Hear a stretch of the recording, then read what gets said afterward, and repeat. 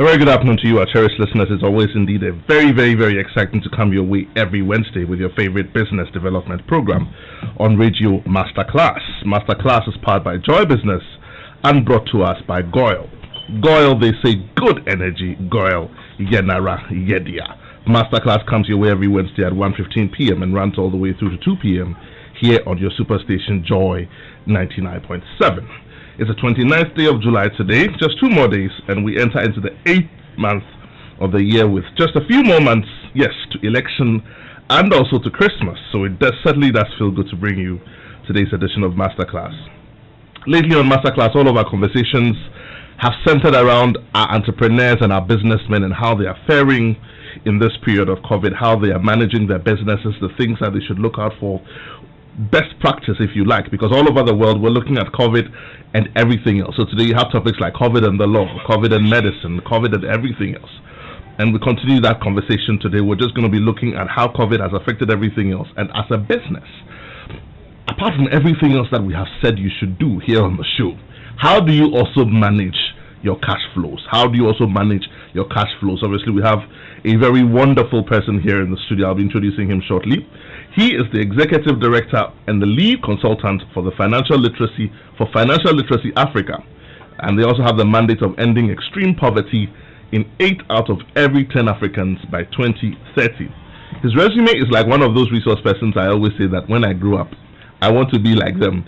He's had over 14 years of industry experience spanning across financial services, technology, management consulting, social enterprise, and economic integration, and his work has affected millions of lives. Ladies and gentlemen, welcome my resource person to the show in the person of Richmond K. Frimpong. Richmond, you're welcome to the show. Thank you. Drum roll. Let me do the drum roll for you. You're welcome to the show, Richmond. I'm super excited because, like I always say, whenever we come here on the show, we help to build Ghana from our little corner. Right. And so the things we share here are not things that are abstract, are not things that are entirely theoretical only, but things that can be applied to the businessman who says, listen, I'm drowning, I'm struggling, my business is struggling. What is going on in the world? I've never seen as much information on the internet today as I've ever seen in this period of COVID. You know, you can type COVID and anything, and you'll have the information. And the beautiful thing is that it draws down all the way to our country here in Ghana. You know, so, and we have by the minute and by the day updates. I mean, I was looking at the numbers today. I don't want to share too much gloom, but our statistics keep going up. Number of lives lost has gone up to 168 from 139. We're looking at total confirmed cases of 34,000. It keeps going up. But we're also learning to live our lives, come back gradually, if you like. So you find that the presidency is strategically releasing certain information on people gathering and all of that because life has to go on. We should be careful, by all means, do not throw caution to the wind, but life has to go on somewhat. So today we'll be focusing on the area of managing our cash flows. I'm particularly interested in that because when I saw this topic, my mind went to, you know, the scripture that says, if you don't manage what you have, or even the little you have, will be taken. Even the little you have will be taken away from you. But we also hear oftentimes, you know, again from the good old book, saying that if you do not open your hand, you will not receive. So, you know, contrary to keeping and saving, you know, the Bible tells us to cast it out and it will come back to us after many days. How do we reconcile that? As a business person, do I save the little money I have, or do I diversify and get more? Do I change my business approach? I mean, all these are questions that we will ask you about, but clearly you have got some wonderful information for us. So we'll take your information and then we'll come back and get interactive. Talk to us. I think your let me say synopsis somewhat is interesting, and that dilemma of what to do, whether to give some money out or to just put them under lock and key, which one works best? We would probably discover it as I go on, but just to maybe immediately in the interim just give an answer. It's okay to give money out in business because liquidity is key. Just that whatever money leaves your hand or leaves your account of that business out there must be something that you are able to tell what money else it is bringing back.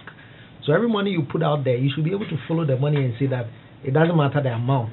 As I give this money out into this particular expense, I am expecting to get it back. And when you are able to tell then you are fine to go ahead and spend. But if you can't tell, then you are going to be in trouble. So efficient cash flow management in difficult times is a topic that, if you are listening now, kindly take a little bit more serious, because it cuts across SME to very large enterprises. Now, when we say cash flow, basically it's about how money comes into your business and how money is expended in your business. And so when we are talking about, when we want to say efficient cash flow management, then you are looking at how you are able to spend in a way that brings you more than you spend, so that at any time T, your inflows are more than your outflows. So your inflows are the ones that bring you some revenue, and your outflows are the ones that record your expenses. And so an efficient cash flow trajectory is seeing a return that shows a picture of you spending A and receiving more than the A you spent. And that is the best thing to do, especially now because many businesses are struggling. So I took a research on the Fortune 500 businesses, which are the big ticket businesses in the US, and most of the time they direct business policy and business growth. And I was trying to pick their mind on what they think about cash flow and how even things are going to be either the same or things are going to change or anything like that. And when I picked that survey from their report as recent as just last month, they asked them about 6 questions, and these are top CEOs. And in the 6, 3 excite me a lot, so that it guides why you must take a critical look at your cash flow management efficiently. The first question they asked was that, is there any anticipation of when economic activity is going to return to the levels they were before the pandemic? Listen to the answers.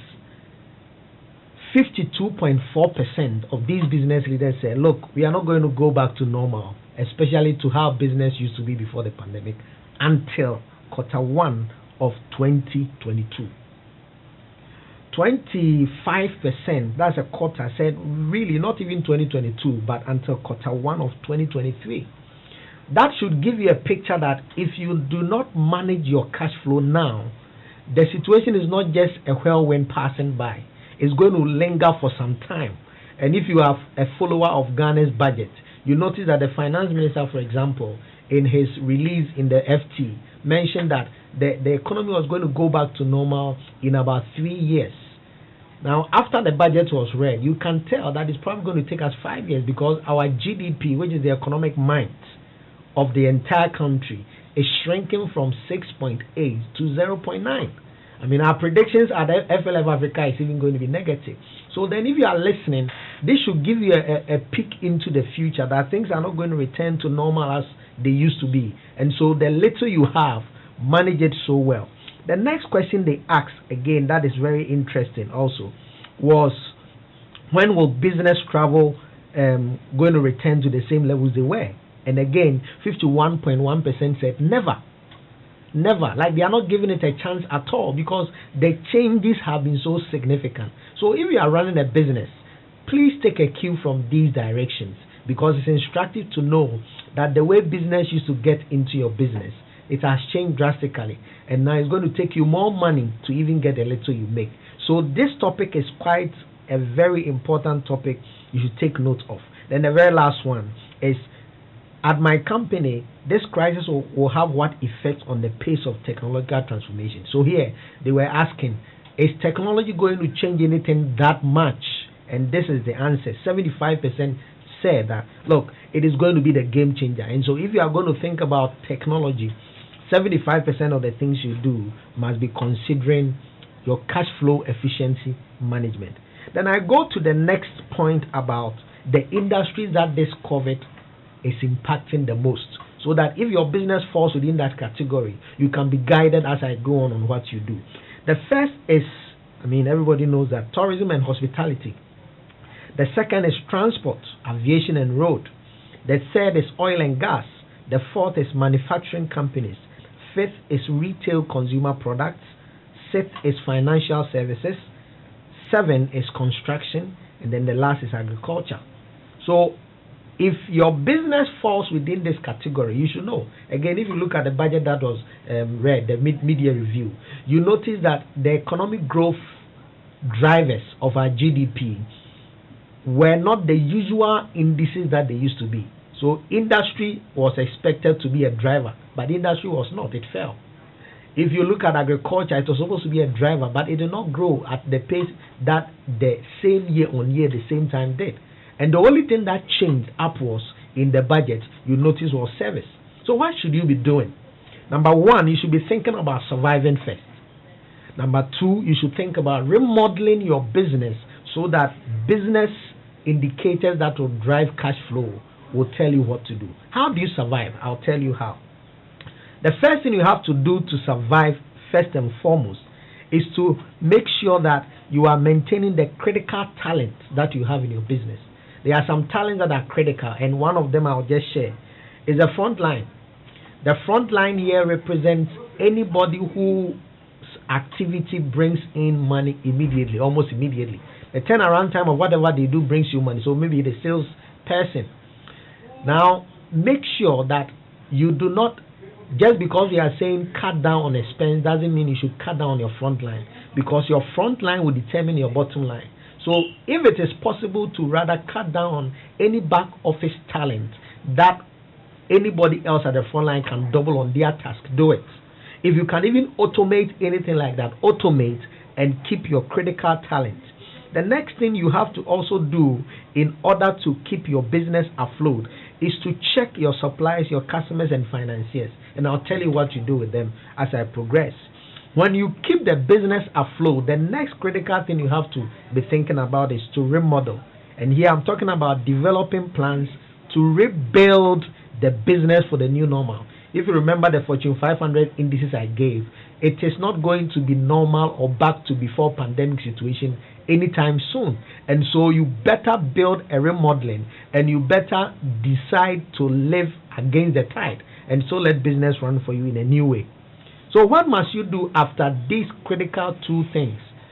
Deciding to survive and now beginning to remodel the way you did your business to keep your business flowing. The first thing I will say is that look at the value chain of whatever business you are running. Because we are saying that cash flow is about inflows and outflows. You do very well to bring in more, and you do very well to cut the amount that goes out. So if you want to do that exercise very well, then do a microscopic view now of the entire business chain. Whatever you are doing, from the beginning of the production up to the last time the customer gets the work. Can you begin to take a look at these three things in that chain? 1, production and processing. 2, payment channels and delivery. 3, profitability and bottom line. Is there any cost that is tagged to any of these things? Look at the cost and look at the monies that, when you spend on any of these three, the monies that come to you. And if it's possible, begin to now cut down on the expenses to these items and maximize on the ones that will bring you some more. How do you do that? Number 1, manage your inventory. I don't know whatever you are selling or whatever you are producing or whatever you are running as a business. If there is a product or a service to give out to a customer, then there is an inventory to hold.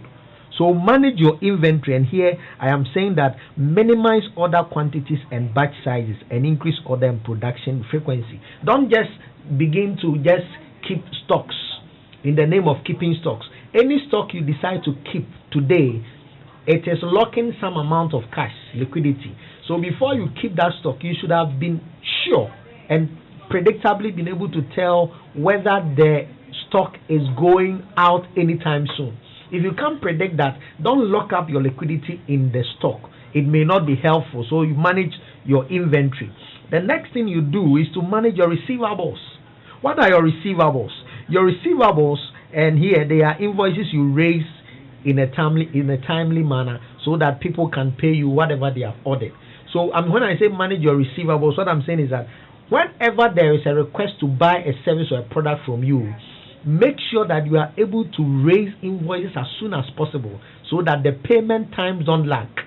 Because there is difficulty for customers to pay money now, if you delay in raising invoices for your receivables, you can deliver the good or service and the payment may not come the same time at the same pace you deliver the good. Now when that happens, you might have spent to deliver the service or good, but you may not get the money back in real time. So it's not even about getting the money back. It's about getting the money back in time, so that even the forces of inflation, the forces of the values that will, the forex, for example, that will keep the monies you spend to get the service delivered to your customers, can also come in right time. The next thing under managing receivables is monitor cash collections daily by prioritizing customers with large debtor balances first. So again, here I'm looking at monies that are coming to you, and I'm saying that monitor your cash collection every day before you leave the office. Try and check, how much was I expecting to receive today? How many people have delayed on bringing that amount? Then you can tell every day to know how much is coming in. You don't wait till the end of the month. We are not in normal times. So if you wait till the end of the month, you'll be delaying execution. You'll be delaying your receivables. And when you delay your receivables, remember you've already spent. And when you've spent and your receivables are delayed, then you are going to be in trouble as far as your liquidity is concerned. The third thing I would say is engage your customers and be proactive in minimizing the risk of disputes and late collections. Engage them now. For some, you may even know their problem before you deliver. They can tell you that I don't have money to deliver now. And another can say, oh, I can deliver tomorrow. When you get these two feedback, you know who to deliver now, so that you can receive the funds immediately. Because cash is now king. Liquidity is now king. And it's important to know. Let me just give an example. Let's say a customer that wants to do an advert with Joy FM for maybe the rest of the year. You book and do everything, and the adverts are in. You engage them and they say, look, we can pay you at the end of maybe September. Another customer, the same amount, the same advert size, the same value of money coming in, says, oh, I'll be able to pay you in the middle of August. You send your invoices and everything to the person. Now, because you are going to use the same airtime, space, and value to any of these two clients for the same timeline, the feedback you get from these two based on the engagement you got should tell you that because liquidity is key, even if the one who is paying me at the earlier is going to be small, let me give that person more value. Let me raise money for that person, and let me give that person that space, and probably stretch a bit the one who will not be able to deliver. So that is a way to also manage receivables. The third thing you do is to manage payables. Payables.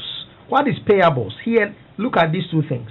Map your business's critical supplies to determine priority of payment. So payables are like what you are supposed to pay, and receivables are what others are supposed to pay you. So when I say manage receivables, I've explained that the receivables are largely about the monies that are coming in. The payables are about monies that are going out. Now remember what I told you on how to manage your receivables when it had to do with other people. You have to do same when it comes to you also paying others, payables. So you have to know who to pay now and who to engage and delay payment, so that you can also have cash in your hand. The next thing that is also important is to consider alternate supply chain financing options. Here, if it's important to you to raise additional funding, consider working with your customers to offer dynamic discounting solutions for those that are able to pay you more quickly. If it is possible, those who can pay you more quickly, liquidity is key. So the more money you can raise now is better than the more money you can spend now. And so if you can get a number of them who can take up options in terms of discounting, and they will pay you immediately, do that so that you'll be able to get alternative financing options. The next thing you do is to now begin to renegotiate your debts. If you already have outstanding loans you have to pay with the bank and things, the good thing is that in these COVID times, banks have been guaranteed with some sort of funding by the central bank and even the government on their fiscal and monetary policy, and they are making it possible to renegotiate payment timelines. So it shouldn't be a month that you have to pay by the original timelines that used to exist before the COVID period. Because cash is key, negotiate your repayment and have some breathing space, so that, as government will say, there is fiscal space for you. You have money to do other pressing things. The last but two I'll say is convert fixed to variable cost where possible. Convert fixed to variable cost. So whatever you are doing in all these points is increasing your inflows and reducing your outflows. Now when I say convert fixed to variable cost, I'm saying that there are a number of things that you use in the business. For some, you buy them outright for forever, and you put them there. So maybe you bought a printing machine, or maybe a scanner. instead of taking money to just go and buy the scanner that you really not use as frequently as you want and lock cash, if it's possible, get a scanner on lease so that you use it for the time you need it and you release cash that would have gone into that funding for other things that are more pressing, so that you convert fixed to variable cost where possible. You run just one shop, and before COVID you had a branded little car, maybe a Kia something, and you were using it to do deliveries. Now the demand for the services and the goods have slowed down, and you don't usually go out like you used to do. It is a fixed cost sitting in front of your property or your office, branded with your name, but you spend on it fuel, but you don't really use it as frequently as it used to be. Why don't you release that fixed asset into variable asset, and then maybe adapt the use of a dispatch rider who can deliver as and when, and it is paid by the one you are delivering to. So that is how you convert fixed to variable cost where possible, so that you reduce your expense and you increase your incomes. The last two will be consider loan financing and related options. Loan financing and related options. Here, I will point you to either your bank, because they are now having 2 billion guarantees, or even to the MBSSI, because now the MBSSI is not going to do just for SMEs, they are going to do also for large enterprises. And so you saw that in the budget review there's about 150 million addition. You can go for those ones because the rates are just about 5%. There is a 1-year moratorium, so then you have a breathing space to spend some money that you don't have to lock up in terms of repayment for debts. And then finally, consider the appropriateness of your current operating model. I've talked about that in your value chain, so you know what to do. After all these things are done, take a look at your revenue growth, take a look at your operating margin, and take a look at your capital efficiency. When I say revenue growth, this is what I mean. Look at the things that bring you volume and price. So before, I was selling 10 cartons of the goods at maybe 10 cedis per carton. Now I can't sell maybe 10 at the same 10 cartons at the same 10 cedis per carton, but I can have somebody who wants to buy 15. As long as it is 15, look at volume and do something about the price. It may be insignificant, but when you do that, you are able to push a lot of volume out there, and it brings you some income. So that converts revenue growth higher now and brings you some income. So you look at revenue growth from that side, and now when you do that, you increase your customers. When you do that, you are able to increase your referrals. When you do that, you're able to increase your marketing leads, and it changes the amount of money that comes to you. Now, on operating margin, take a look at the cost of goods sold. And here, renegotiate all your deals with your suppliers. Renegotiate them, because everybody is struggling with the supply of goods that are locked down. So renegotiate them, don't just take them. When you do that, you'll be able to also now cut down on your expenses. And the last one will be the capital efficiency. Whatever asset you have sitting on your books, is it giving you the needed return? If it's not giving you the needed return, we call something plant, property, and equipment. Do something about it. You can lease it out, you can give it out, you can do something about it rather than letting it sit, so that you maximize your capital efficiency. When you are able to do this, I'm sure we'll be having a conversation as I end. But when you're able to do these things, you will notice that the little that comes to you in these difficult times, you are able to manage and spend on the most important things that border on your business. And you also reduce and cut down largely on the expenses that border on your business. And that is basically what cash flow management is. And most importantly in these times, you've got to do it so that you can have much liquidity. Brilliant thoughts there. I wish you were my math teacher when I was growing up. You've simplified it so much, and I know that our listeners are itching to get interactive. By all means, they have a lot of questions. Just remind our listeners that Masterclass today is brought to us by Goyle. Goyle, they say good energy. Goyle, Yanara, Yedia. We'll be opening the phone lines shortly. We want to get interactive. There's one thing you said that has stuck with me. You know, there's so many things that we have in terms of our operational structure in our businesses that we can rework to make some money. And I like the point you've made. You know, in terms of payments, for example, I mean, you've spoken beautifully. Push your payments are standing, receivables are standing. When it comes to your payments, try and manage it a bit. Renegotiate your deals. Right. And that's a key area. People are not taking advantage of it. Everybody knows that businesses are not doing well. Yeah. So go back and renegotiate your deals and they will understand. Yeah. Okay, we're going to be opening the phone line shortly. Numbers to call 0302216541. But we get interactive right after this. The masterclass is in session, and you can interact with us via Facebook at Joy Business or at Joy 99.7 FM. And if you tweet, the handle is at Joy 997 FM. Don't forget to hashtag masterclass. You can also send us a text on 1422 across all networks, or join the WhatsApp conversation on 0244 340437, and our facilitators will address your concerns. Attention everyone, class is in progress. Right, if you just tuned in, this is Masterclass here on your superstation, and we're discussing cash flows in this period with Richmond Frimpong. The phone lines are now open, 0302216541. Pick up that phone and give us a call. I mean, these are tidbits that can make your business work without having to go and borrow money. We're talking about how do you manage what you have so that you can get a bit more liquidity and work. And today, Richmond, you've made it so clear. Right. I mean, it's been so succinct for me. I've never looked at it this way. We always say that cash is king, but today we have a new phrase.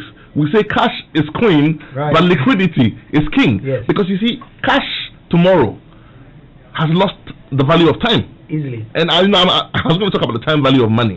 While we're waiting for our first phone call to come through, why is it important for businesses to understand the time value of money in this period? Very briefly, while we're waiting for the phone. Very important, because the rate of interest on holding your money is 0.1. But inflation is already at 11.3 if you're in Ghana. That statement you just made, say it in plain English for some of my listeners. I'm interpreting it. If you are holding money in your bank account now, right now, the rate of interest is 0. Why is it 0? Because in your pocket or in your safe, you are not getting anything paid on top of that. So when you hold your cash, the rate of interest is 0. Then another step. Inflation is at 11.3 now. It means your cash at interest 0 minus the value of 11.3. So you are worse off if you hold it. You better put it into something that will give you some returns beyond inflation. That is why you have to take this cash is king key so that you can make more money. Super. Numbers to call 0302216541. Pick up that phone, give us a call. We're spending time here on the show. We're talking about how to manage your cash flows as a business. That's critical. I mean, without borrowing money, we're talking about how do you do this. We've talked about customer service, we've talked about human resources, we've talked about marketing and packaging and branding, technology and innovation. We're saying today that you are sitting on value already. Yes. Don't go looking for cash anywhere. Right. Pick up that phone, give us a call. Let's have this conversation with our resource person today. Numbers to call 0302216541. You can also send us a comment on 024434047. Richmond, I have a question for you. Okay. Return on investment. You spoke about return on investment. Every amount of money that you spend must bring back something. Yes. So comes my question. Is all return on investment cash? Not necessarily. All return on investment is not cash, but it must be value that affects your profitability. So there can be return on investment that reduces your expense on an item. It doesn't bring you cash, but it reduces your expense. It reduces your cost of operation or your cost of doing business. So don't just spend whatever it is, whether it is cash or value. Make sure every money you spend, follow the money. It is bringing you something that will change your bottom line. Because at the end of the day, it's your bottom line that matters. That is why you registered it as a business and not as an NGO. So the investment or the monies you pay out as you run your business may bring you return as value, or they may bring you return as cash. Whichever, make sure it changes your bottom line. So you decide. Once the money is going out, make sure something is coming back. You should. Ever more so now. You should. Ever more so now. Even more important, and you started with a scripture, and Jesus was asking the guy who had just 1 talent or pound, and he was saying that if for nothing at all, you could have kept it in the bank. Why? So that you can beat inflation and make something on it. So as a business, every little CD, every little penny that goes out, remember I said that check your daily expenses and get to know how much is coming in. Every day, you should be able to tell that I spent this amount today. How much did I make today on the expenses I made? When you notice that the equation is always negative on the expense you are making, go back to your value chain and begin to plug out the things you spend on now don't bring in anything, and cut down on expense on those ones and increase the expense on the ones that bring you more. Because even for getting a cheap loan or a loan that may not cost you much, it may give you a moratorium of a year, but you still pay. You still pay. So it's important to follow the money as far as your expense is concerned and be able to tell how much every money you spend is bringing to you. You spoke about return on investment. I want to stay there quite a bit, just so that our listeners try and understand this in context. Is all return on investment immediate or in the medium term? All return on investment can be immediate. Some return on investment can be years. For example, you buy a plant, and maybe the plant is supposed to give you some power to make some production in Tema. It may not give you return on investment in the year you bought the plant, but you should be able to trace exactly in numbers how long it's going to take and how much it's going to take to bring in by the time you expect that return on that investment. You shouldn't just leave it in happenstance and assume that one day it will come. It will be lost out in expense. So return on investment may be a day, maybe mid-term, maybe long-term, but you should be able to be deliberate and be able to define whatever return that investment is bringing before you make an expense.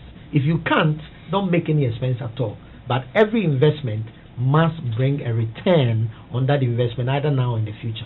Okay, this one is from social media. This one is from Ajwa Badenta. Ajwa says, good afternoon and thank you for the lessons. Is it better to invest in T-bills now or to do mutual funds immediately? Well, that's a good question. And let me say... And she goes on to the cash available for up to a year. Great. So I was going to ask 3 things. If you are running any business and you want to take an investment decision, 3 things you must know. When do you need the money back? How much do you need at the end of the period? And then what happens to you assuming the money is going to be exposed to risk? Is it going to affect you that much? So for Ajwa's case, she says she needs it in a year. Now when you need the money back in a year, you are limited to any time a year or less. And currently, mutual funds that are between a year and less are paying more than Treasury bill.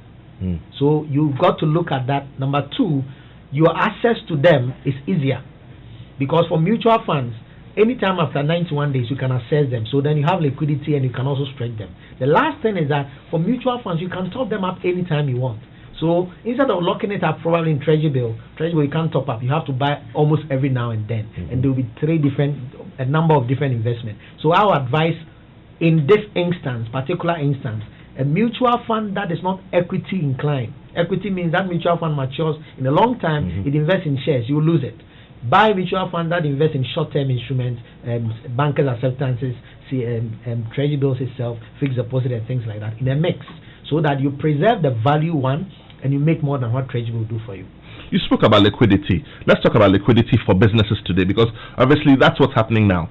People are not looking at that, they're looking at the cash. And you took your time to explain that you have cash today. You're not pushing your receivables and all of that, and you're just paying out.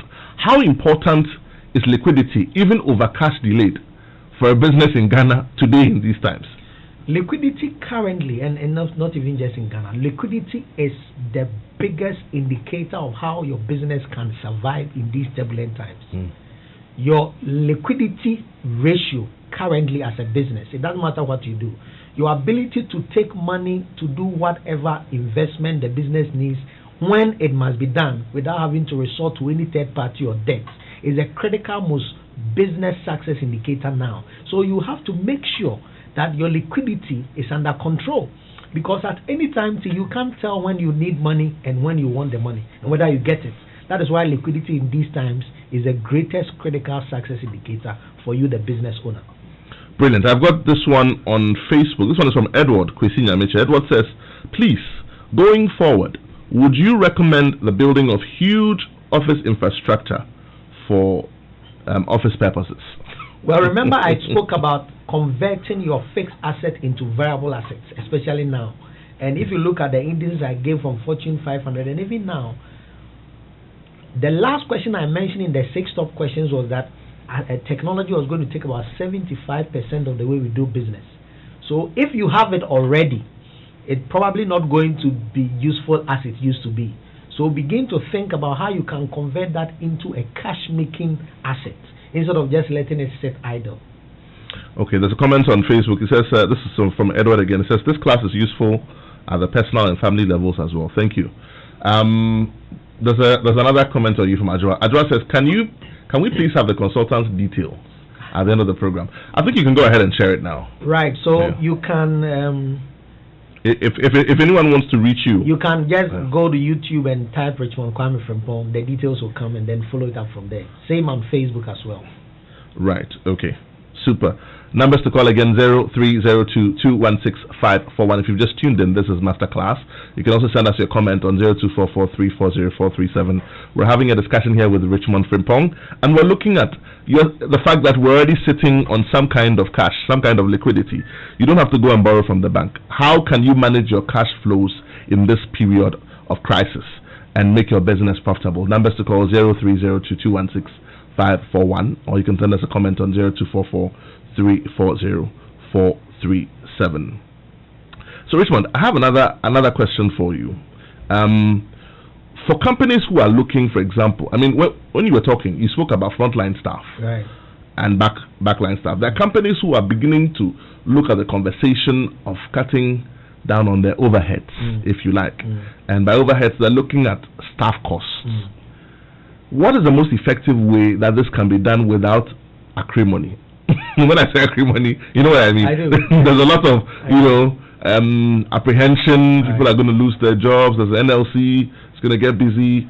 But the truth is that businesses are not making money. Right. While you answer that question, also add the bit about burn rate and liquidity. Right. I mean, we're talking about burn rate, the ability of a company to be able to keep paying salaries without things coming in.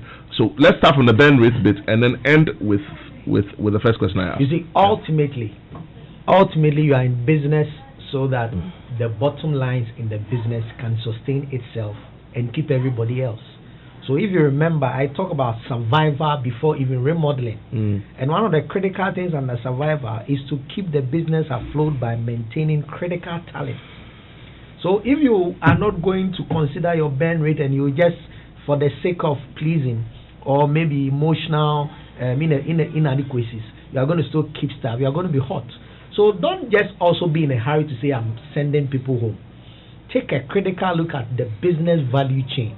You'll be amazed that the people you send out today, their salary is maybe you send 10 people, presumably. When you go back into your value chain, you notice that there's one senior manager whose salary can take care of these 10 people.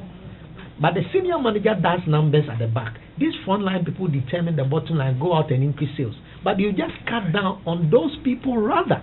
So take a keen look before you even go ahead to do the cutting and all that. But most importantly, if we need to drop some people so that we can stay afloat, drop them for the sake of the business. Right. Okay, there's a question here on Facebook. I'm trying to... Okay, I don't think it's related to this. Let's talk about technology. You spoke about automation. Right.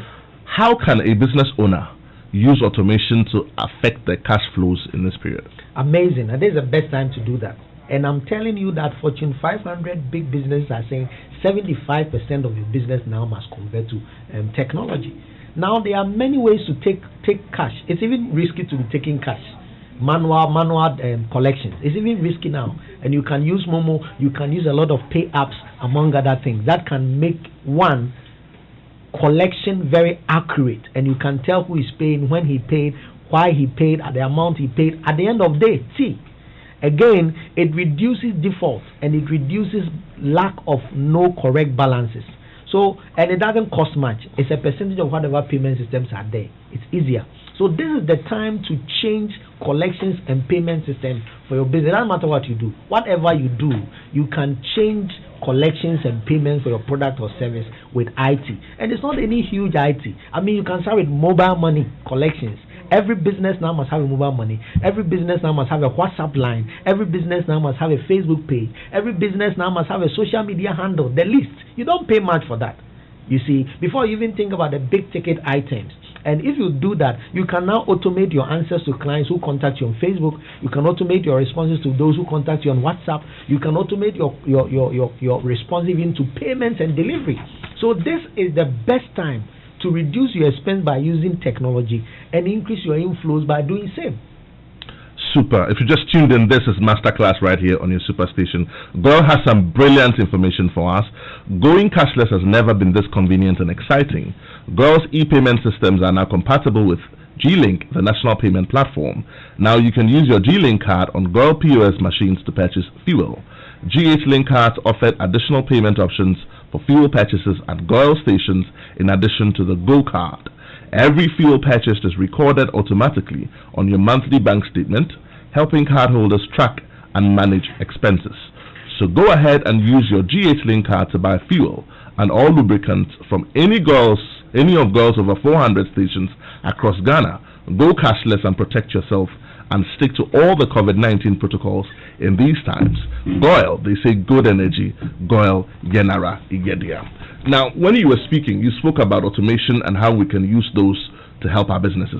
Let's speak a bit about innovation. And somehow I've come to understand the distinction between automation and innovation because of one of our resource persons, Kofi Dadzi. Kofi, good afternoon to you if you're listening. And yeah, one of the things he said was that, innovation doesn't always have to be IT based. Right. How can people repurpose, repackage, realign, reorganize their businesses in these times in terms of the operational structure to manage their cash flows and essentially to manage profitability in the end? So that comes into the center of innovation, looking through your value chain for these three things. Do you do production and processing, whether it's a service or a product? Do you do payment channels and delivery, whether it's a service or product? Do you have concern for profitability and bottom line? Look at any of these three items I've mentioned and ask yourself, how well can I do it to reduce my cost and still get the same revenue flows I was getting? Mm-hmm. How better can I do it to cut down the expense in my production and processing, but still get the same or